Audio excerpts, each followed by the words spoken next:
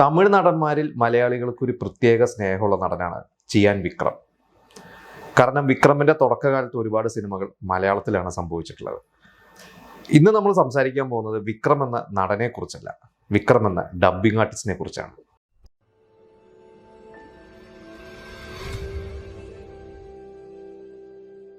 വിക്രമിന് ശരിക്കും ചെറുപ്പം മുതലേ ആക്ടിങ്ങിനോട് ഒരു വല്ലാത്തൊരു പാഷൻ തന്നെയായിരുന്നു. കാരണം വിക്രമിന്റെ അച്ഛൻ ഒരു നടനായിരുന്നു, വിക്രമിന്റെ അമ്മാവൻ ത്യാഗരാജൻ നമുക്കറിയാം നടനാണ്. പക്ഷെ വിക്രമിന്റെ പഠിത്തത്തിന്റെ കാര്യത്തിലൊക്കെ അച്ഛൻ വളരെ സ്ട്രിക്റ്റ് ആയിരുന്നുകൊണ്ട് പഠിത്തമൊക്കെ കഴിഞ്ഞിട്ട് മതി അഭിനയം എന്ന രീതിയിലാണ് അച്ഛൻ പറഞ്ഞിരുന്നത്. പക്ഷെ വിക്രം MBA ഒക്കെ ചെയ്യുന്ന സമയത്തെ മോഡലിംഗ് ഒക്കെ ചെയ്തിരുന്നു, ഒരുപാട് ആഡ്സ് ചെയ്തിട്ടുണ്ട്. പിന്നെ ചെറിയ രീതിയിലൊക്കെ ടെലിവിഷനിൽ, അന്ന് നമുക്കറിയാം ദൂരദർശനേ ഉള്ളൂ, ദൂരദർശനിലൊക്കെ ഒരു സീരിയലൊക്കെ ചെയ്തിട്ടുണ്ട്. പിന്നെ ഏകദേശം ഒരു 90 ഒക്കെ ആയപ്പോഴാണ് വിക്രം ശരിക്കും ആദ്യമായിട്ട് അഭിനയിക്കുന്നത്. ഒരു ഡിസംബറിൽ റിലീസ് ചെയ്തൊരു സിനിമയാണ് ആദ്യത്തെ, വിക്രം ഹീറോ ആയിട്ട് തന്നെയാണ് ആദ്യത്തെ സിനിമ വരുന്നത്. അത് കഴിഞ്ഞ് ശരിക്കും നമുക്കറിയാം 2-3 തമിഴ് സിനിമകളൊക്കെ കഴിഞ്ഞു, അങ്ങനെ സക്സസ്ഫുൾ ആയില്ല. അങ്ങനെയാണ് വിക്രം ധ്രുവത്തിൽ വരുന്നത്. പിന്നെ സൈന്യം അഭിനയിച്ചു, ഇന്ദ്രപ്രസ്ഥം, സ്ട്രീറ്റ്, കുറേ സിനിമകൾ ഇവിടെ മലയാളത്തിൽ ചെയ്തു. ഇടയ്ക്ക് തമിഴിൽ പോയിട്ട് ചെയ്യും, തെലുങ്ക് ചെയ്യും. പക്ഷെ ആ സമയത്തും വിക്രം ശരിക്കും സ്ട്രഗ്ലിംഗ് ആയിരുന്നുകൊണ്ട് വിക്രം മോഡലിംഗ് ചെയ്യും, സ്റ്റേജ് ഷോസ് ചെയ്യും. വിക്രം നല്ലൊരു ഡാൻസർ ആയിരുന്നു. അതേപോലെ തന്നെയായിരുന്നു വിക്രം നല്ലൊരു ഡബ്ബിംഗ് ആർട്ടിസ്റ്റ് ആയിരുന്നു. അപ്പോൾ വിക്രമിന് ഒരിക്കലും ഞാൻ ഹീറോ ആയതുകൊണ്ട് വേറെ ഹീറോസിന് ഡബ് ചെയ്യില്ല എന്നുള്ള ഒരു പിടിവാശിയൊന്നുമില്ല. കാരണം വിക്രമിന് ഒരു സിനിമയിൽ എങ്ങനെയും പിടിച്ചു നിൽക്കണം. അങ്ങനെയാണ് വിക്രം ഡബ് ചെയ്ത ഒരുപാട് പുതിയ നടന്മാർ, അതായത് അന്ന് തുടക്കക്കാരായ പല തമിഴ് നടന്മാർക്ക് വേണ്ടി പിന്നീട് താരങ്ങളായി മാറിയ പല നടന്മാർക്ക് വേണ്ടി വിക്രം ഡബ് ചെയ്തിട്ടുണ്ട്. അതിൽ ആദ്യം തുടക്കകാലത്ത് വിക്രം ഡബ് ചെയ്ത് തരുന്ന ഒരു നടൻ നമ്മുടെ മലയാളി കൂടിയായ വിനീതായിരുന്നു. വിനീതിൻ്റെ പുതിയ മുഖം പോലത്തെ സിനിമകൾക്കൊക്കെ തമിഴ് സിനിമകളിൽ ശബ്ദം കൊടുത്തത് വിക്രമായിരുന്നു. പിന്നെ അമരാവതി എന്ന് പറയുന്ന ഒരു സിനിമ, അതിലൊരു പുതിയൊരു നടൻ അന്ന് തമിഴിൽ വന്നു, അതായിരുന്നു അജിത് കുമാർ. അജിത്തിന് അമരാവതിയിൽ ഡബ് ചെയ്തത് വിക്രമായിരുന്നു. പിന്നെയും 1-2 സിനിമകൾക്കൊക്കെ ഡബ് ചെയ്തിട്ടുണ്ട്. പക്ഷെ അത് കഴിഞ്ഞ് എനിക്ക് തോന്നുന്നു ആസൈ മുതലുള്ള സിനിമകളൊക്കെ, കാതൽ കോട്ടയ സിനിമകളൊക്കെ അജിത്ത് തന്നെയാണ്. നമുക്ക് ഇന്ന് അജിത്തിന്റെ ഒരു ശബ്ദം എന്നൊക്കെ പറഞ്ഞാൽ നമുക്കറിയാം മിമിക്രിക്കാരൊക്കെ അനുകരിക്കുന്നുണ്ട്. അജിത്തായാലും വിജയ് ആയാലും ഒക്കെ, സൂര്യ ആയാലും ഒക്കെ അവരുടെ ശബ്ദം നമുക്ക് വേറെ ഒരു സൗണ്ടിൽ നമുക്ക് അവരെ സങ്കല്പിക്കാൻ പറ്റില്ല.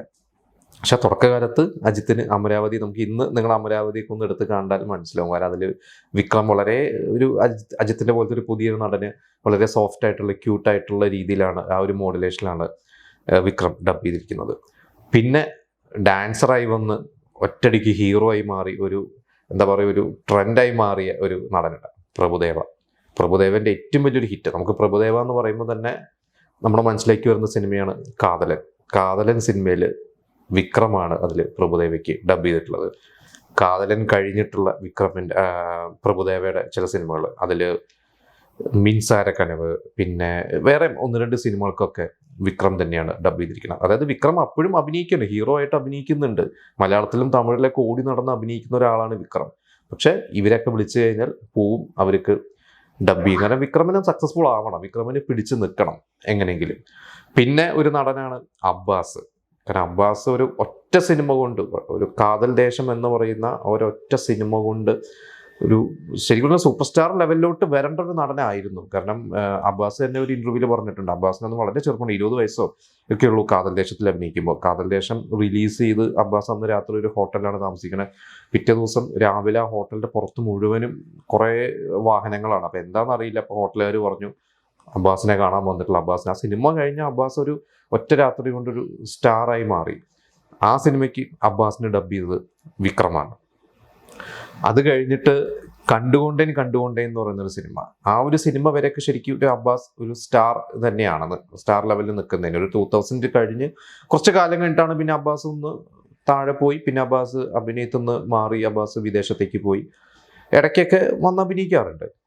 കണ്ടുകൊണ്ടേൻ സിനിമയിൽ നമ്മളൊന്ന് കണ്ടു കഴിഞ്ഞാൽ അതിൽ മമ്മൂക്കയുണ്ട്, അജിത്ത് ഉണ്ട്, അബ്ബാസ്, ഇങ്ങനെ 3 പേരുള്ളതിൽ അതിൽ അബ്ബാസിനെ ഡബ് ചെയ്തിരിക്കുന്നത് വിക്രമാണ്. നമുക്കതിൽ കാണാം. ഏകദേശം അതിൽ അബ്ബാസും ഐശ്വര്യ ആയിട്ടുള്ള കോമ്പിനേഷൻ സീൻസിലൊക്കെ അതിൽ ഒരു വോയിസ് മോഡുലേഷനൊക്കെ നമ്മൾ നേരത്തെ പറഞ്ഞ പോലെ അമരാവതിയിൽ വിക്രം ഡബ് ചെയ്യുമ്പോൾ ഉള്ളൊരു വോയിസ് മോഡുലേഷൻ അല്ല അബ്ബാസിന് ഈ പറയുന്ന കണ്ടുകൊണ്ടേൽ കൊടുത്തിരിക്കുന്നത്. അപ്പോൾ വിക്രം ഒരു ഡബ്ബിംഗ് ആർട്ടിസ്റ്റ് എന്ന രീതിയിലും ശരിക്കും പറഞ്ഞു കഴിഞ്ഞാൽ വിക്രമിനെ അറിയാം എങ്ങനെ സൗണ്ട് യൂസ് ചെയ്യണം, എങ്ങനെ ബോഡി എങ്ങനെ യൂസ് ചെയ്യണം, എല്ലാം ശരിക്കും ഒരു വെൽ ട്രെയിൻഡ് ആക്ടർ തന്നെയാണ് വിക്രം എന്നതിന് തെളിവാണ്.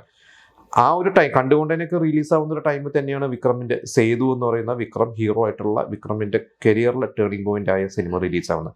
സേതുവിന് ശേഷം പിന്നെ ശരിക്കും പറയുകയാണെങ്കിൽ വിക്രം പൂർണ്ണമായിട്ടും ആക്ടിങ് തന്നെ ശ്രദ്ധിച്ചു. കാരണം അതുവരെ വിക്രം ശരിക്ക് ഡബ്ബിങ് ആർട്ടിസ്റ്റും ആഡ്സും ഒക്കെ ചെയ്ത് നമുക്കറിയാം. എനിക്ക് തോന്നുന്നു ഏതൊരു ജ്വല്ലറിയുടെയൊക്കെ ഒരു പരസ്യം ആ ഒരു 90s നമ്മുടെ കേരളത്തിലും തിയേറ്ററുകളിലൊക്കെ ഒന്ന് സ്ഥിരമായിട്ട് കാണിച്ചിരുന്ന ഒരു പരസ്യത്തിലൊക്കെ വിക്രമാണ് അഭിനയിച്ചിരുന്നത്. അവിടെ ഹീറോ ആയിട്ട് അഭിനയിക്കുമ്പോൾ തന്നെ ഇവിടുത്തെ കേരളത്തിലെ പരസ്യങ്ങളൊക്കെ ചെയ്തിരുന്ന നടനായിരുന്നു വിക്രം.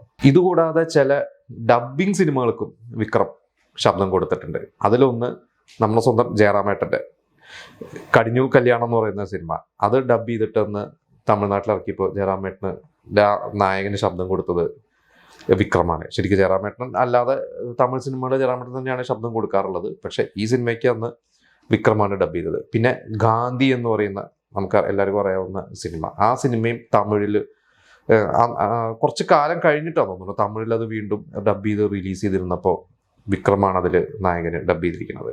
അങ്ങനെ ഒരുപാട് ഇപ്പം നമുക്കിപ്പോൾ പറയണ പോലെ അജിത്ത് പ്രഭുദേവ, അബ്ബാസ്, വിനീത് ഇവർക്കൊക്കെ ശബ്ദം കൊടുത്ത് ഇന്ന് അവരുടെയൊക്കെ ഈ പറയുന്ന ചില പഴയ സിനിമകളൊക്കെ നമ്മൾ എടുത്തു കഴിഞ്ഞാൽ ഇപ്പം നിങ്ങളൊന്ന് ശ്രദ്ധിച്ച് നോക്കിക്കഴിഞ്ഞാൽ ഇന്ന് നമുക്ക് മനസ്സിലാവും. കാരണം അന്ന് വിക്രമിനെ ആർക്കും അറിയില്ല. ഇപ്പോൾ കാതലൻ സിനിമയൊക്കെ ഇറങ്ങുമ്പോൾ വിക്രം ഒന്നും അത്ര എസ്റ്റാബ്ലിഷ്ഡ് ആക്ടർ അല്ലാത്തതുകൊണ്ട് ആർക്കും അത് പ്രഭുദേവ തന്നെയാണ് ശബ്ദം കൊടുത്തതെന്നാണ് അന്നൊക്കെ ആ ഒരു കാലഘട്ടത്തിൽ. പിന്നെ ഇപ്പോൾ ഞാനൊക്കെ സ്കൂളിൽ പഠിക്കുന്ന സമയത്താണ് സിനിമയാണ്, നമുക്കൊന്നും ഒരിക്കലും അറിയില്ലായിരുന്നു അത് വിക്രമാണ് ഡബ് ചെയ്തത്. പ്രഭുദേവ തന്നെയാണ് ആ ശബ്ദം കൊടുത്തതെന്നാണ് നമ്മൾ വിചാരിച്ചത്, അല്ലെങ്കിൽ കാതൽ ദേശത്തിലെ അബ്ബാസ് ആണെന്നാണ് നമ്മൾ വിചാരിച്ചത്. പക്ഷെ വർഷങ്ങൾ കഴിഞ്ഞാണ് അതൊക്കെ മനസ്സിലായത് വിക്രമാണ് അത് ഡബ് ചെയ്തിട്ടുള്ളത്. അപ്പോൾ പറഞ്ഞു വന്ന ചിയാൻ വിക്രം എന്ന് പറയുന്ന ഒരു നടനല്ല, അദ്ദേഹത്തിൻ്റെ ഡബ്ബിംഗ് ആർട്ടിസ്റ്റും കൂടിയാണ്. അപ്പോൾ എന്തായാലും വിക്രം എന്ന ഡബ്ബിംഗ് ആർട്ടിസ്റ്റിനെ കുറിച്ച് നിങ്ങൾക്ക് മനസ്സിലായെന്ന് വിശ്വസിക്കുന്നു.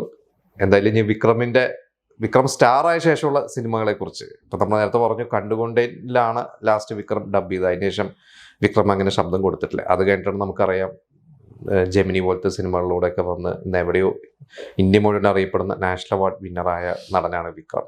ഇപ്പോൾ വിക്രമിൻ്റെ അത്തരത്തിലുള്ള ചില സിനിമകളെക്കുറിച്ചുള്ള കുറച്ച് കഥകളായിട്ട് നമുക്ക് മറ്റൊരു എപ്പിസോഡിൽ കാണാം.